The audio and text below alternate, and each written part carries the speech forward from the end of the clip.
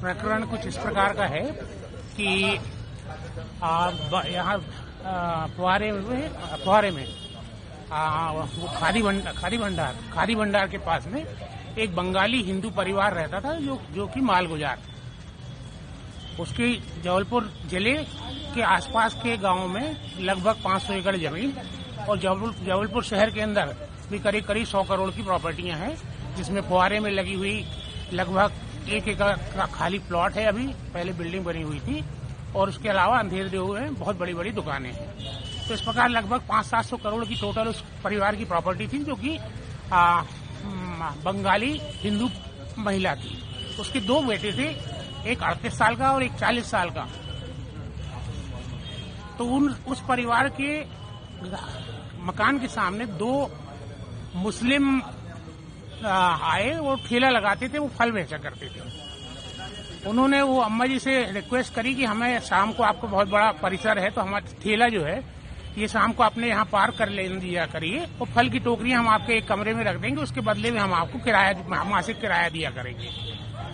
वो ऐसा इस प्रकार से उनसे घनिष्ठता बनाई और in due course of time, समय के साथ में पहले एक लड़का की संदिग्ध परिस्थितियों में मौत हुई, जवान लड़के की 38 साल की। उसके बाद उनके दूसरे लड़के की भी 40 साल में संदिग्ध परिस्थितियों में मौत हो गई।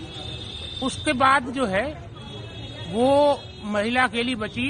तो जैसा कि हमारा इन्वेस्टिगेशन बोलता है कि उस महिला को वो लोग वहां से उठा के नए मोहल्ले में ले गए कहीं, और उसके बाद वो महिला की भी संदिग्ध परिस्थिति में मौत हो गई। उसके बाद जब ये मौत हो गई तब उन मॉमडेंस के पास में 2 रजिस्टर्ड विल उस महिला की मिली, जिसके आधार जिसमें ये लिखा था कि जितनी भी चल संपत्ति उस बंगाली परिवार की है वो सारी की सारी उन फल ठेले वालों को वो उनको विल करती हैं। उस विल के आधार पे उन 2 मॉमडेंस ने, जो आरोपी हैं, उन्हें भिन्न भिन्न तहसीलदारों के यहाँ जाके उस विल के आधार पे अपना नामांतरण कराया और नामांतरण कराने के बाद अधिकांश प्रॉपर्टियां जो है वो बेच चुके हैं।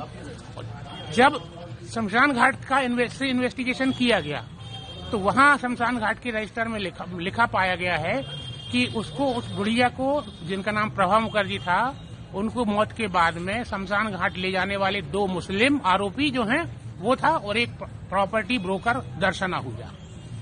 इस सब की शिकायत की गई है, जिसकी कि FIR होना चाहिए और उसके बाद पूरा इन्वेस्टिगेशन होना चाहिए। किन परिस्थितियों में 2 जवान लड़कों की मौत हुई और किन परिस्थितियों में वो उस महिला की मौत हुई, वो पैसा जो 500-700 करोड़ रुपए आया है किन किन के खातों में गया है, उसके असली बेनिफिशियरी कौन है, और इसके पीछे जो लैंड, इसको अपन बोलेंगे कि ये लैंड जिहाद का मामला है कि मुसलमानों ने एक बंगाली परिवार को एक क्रिमिनल कॉन्स्पिरेसी करते हुए उनकी हत्या भी करी और उनकी 500-700 करोड़ की प्रॉपर्टी भी हड़प ली।